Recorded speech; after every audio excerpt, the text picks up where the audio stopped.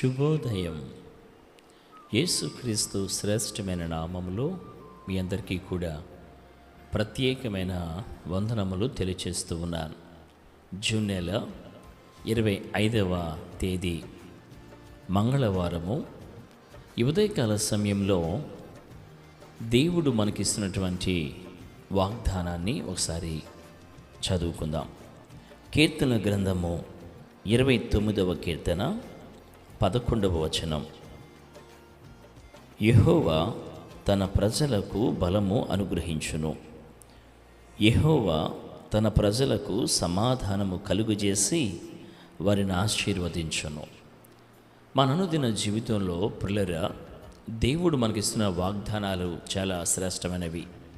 ఈరోజు ఈ అనుదిన వాగ్దానము నుండి కీర్తన గ్రంథములో నుంచి ఈ యొక్క శ్రేష్టమైన వాగ్దానాన్ని ప్రభు మన ముందుంచారు. తన ప్రజలకు ఆయన బలం అనుగ్రహించువాడని, ఆయన తన ప్రజలకు సమాధానము కలుగజేసి వారిని ఆశీర్వదించువాడని అద్భుతమైనటువంటి వాగ్దానాన్ని ప్రభు మనకి ఇచ్చాడు. పిల్లరా, భయంకరమైనటువంటి తుఫాను లాంటి పరిస్థితుల్లో, భయంకరమైన గాఢాంధకారపు పరిస్థితులు, ఎటు తోచనటువంటి దిక్కు లేని పరిస్థితుల్లో మనము భయముకు గురైనప్పుడు ఆయన మనల్ని ఆదరించి ధైర్యపరిచి మనకైన బలం అనుగ్రహించువాడు. మనం బలహీనమై ఉన్నప్పుడు, శక్తిని కోల్పోయి ఉన్నప్పుడు,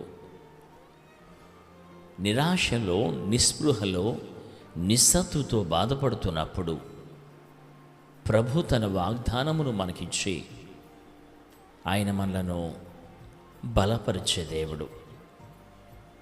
ఆయన మనల్ని బలపరచడమే కాకుండా మనకు సమాధానాన్ని కూడా దయచేసి ఆయన మనలను ఆశీర్వదించే దేవుడు. మరి ఈరోజు ఈ వాగ్దానము ద్వారా మీరు, మీ కుటుంబాలు బలపడాలని, సమాధానముతో నింపబడాలని, దైవ చిత్తములో మీరు ముందుకు కొనసాగాలని దేవుని సేవకులు కోరుకుంటూ ఈ నా మాటలు ముగిస్తూ ఉన్నాను. దేవుడు మిమ్మల్ని దీవించునుగాక.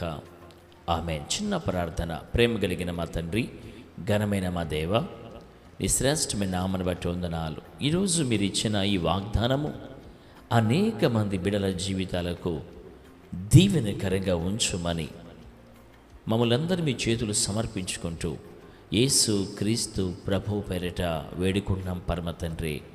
ఆమేన్. దేవుడు మిమ్మల్ని, మీ కుటుంబాలను దీవించునుగాక. ఆమేన్.